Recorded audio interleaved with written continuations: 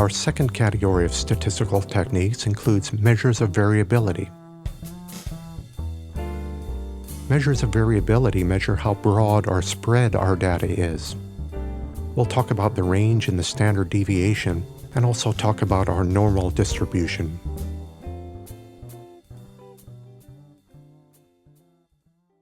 Range is simply the difference between our largest point and our smallest point.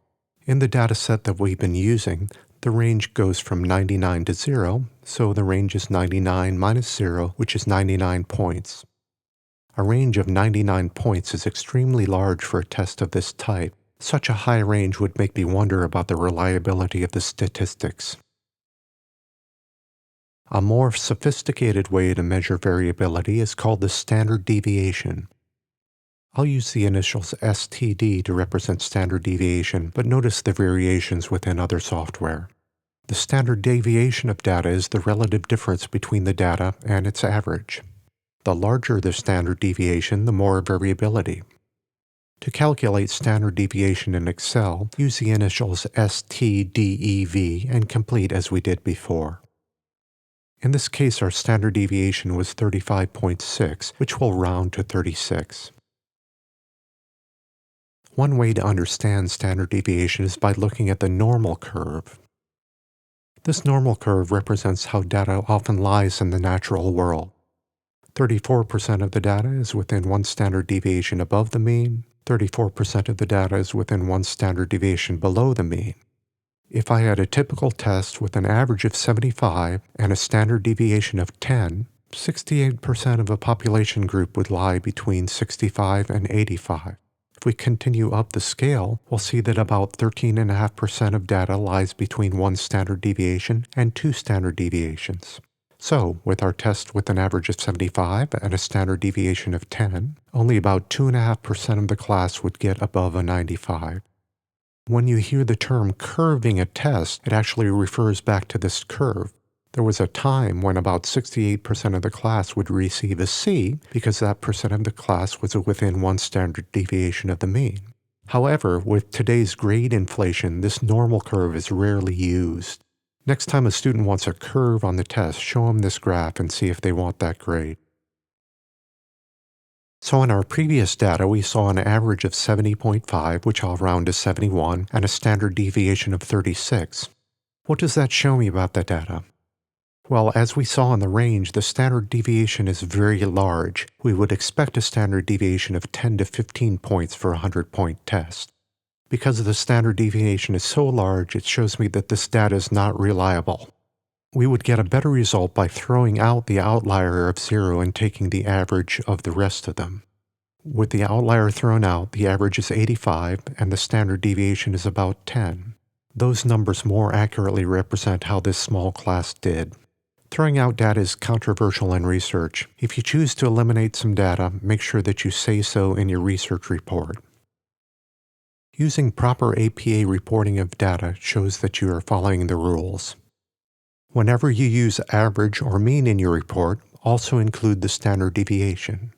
Whenever you refer to an average or a mean, include the mean or the average in parentheses if you don't include them in the text.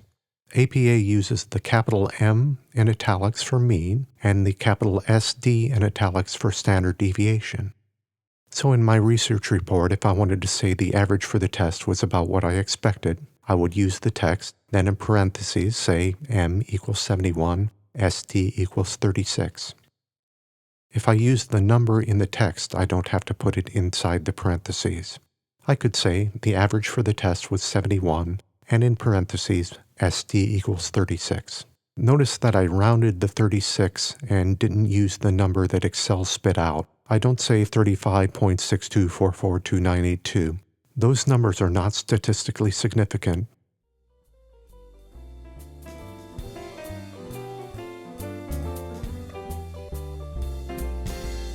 Now that we've discussed some of the statistical techniques you're likely to use, let's talk about finding meaning in the numbers. In this section, we'll discuss correlation and significance.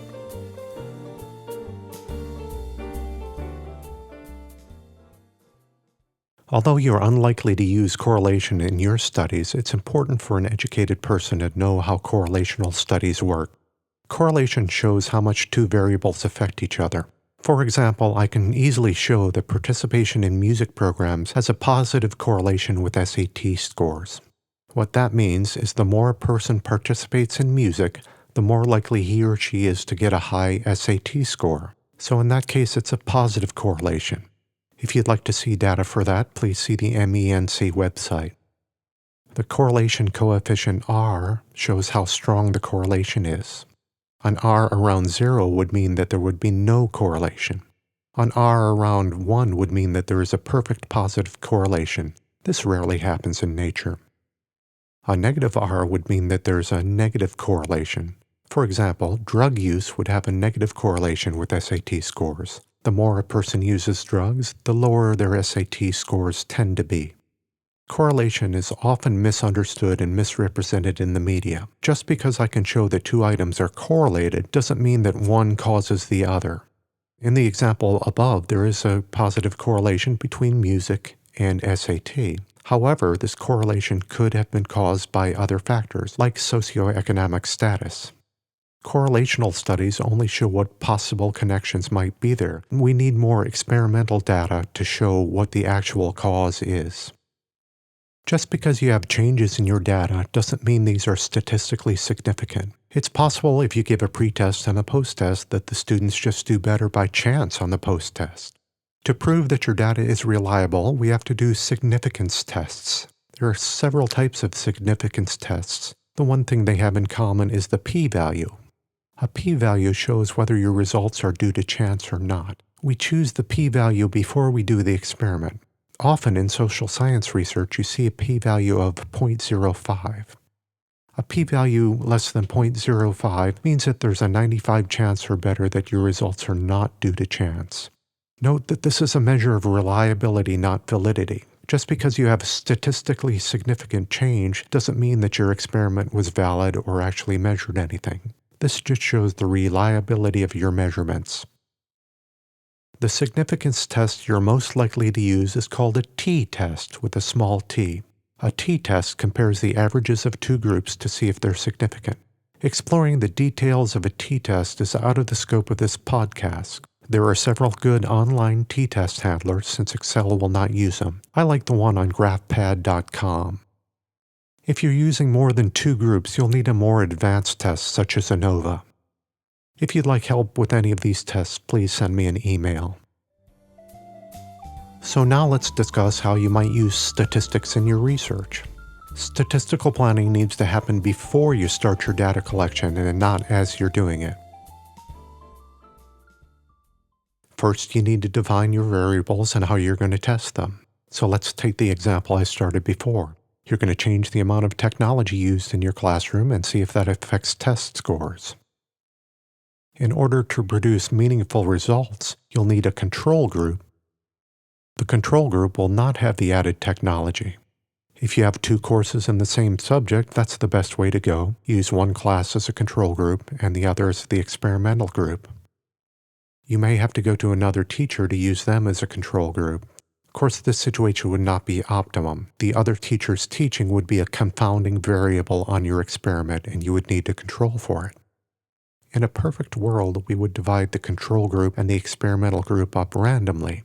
In our situation, that may not be possible. If we're measuring the differences at the end of the experiment, we need to prove that both groups were equal at the beginning. To do this, we might give a pretest. Give a pretest to both groups. If the differences are not statistically significant, you can say those groups are equal when they started. If there is a difference between the groups, we may need to control for that later. Teach one group with added technology, teach the other group with less technology. After your cycle, do a post-test. Once you've done the post-test, take the averages and the standard deviations and any kinds of counts you planned on at that time. If you've got the number of students in each group, the standard deviation, and the averages, you have enough information to do a t-test. The t-test will show if you have a statistically significant difference between the two groups. Remember, do not be upset if you do not get a statistically significant difference between your groups. This happens in many, many experiments and does not mean that your method is invalid. It just means that you did not get a difference in this particular run. You could repeat the experiment, changing variables, allowing for confounding variables, or using a larger n to get better results. Under no circumstances fudge your data to make it look significant. After you have your data, include it into your research reports using proper APA guidelines. You may also wish to convert your data into table or graph form.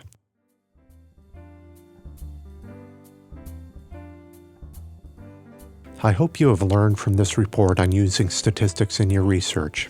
We talked about basic research concepts, central tendency, variability, meaning in statistics, and how to use statistics in your research. Feel free to contact me at rrepp@fullsail.com.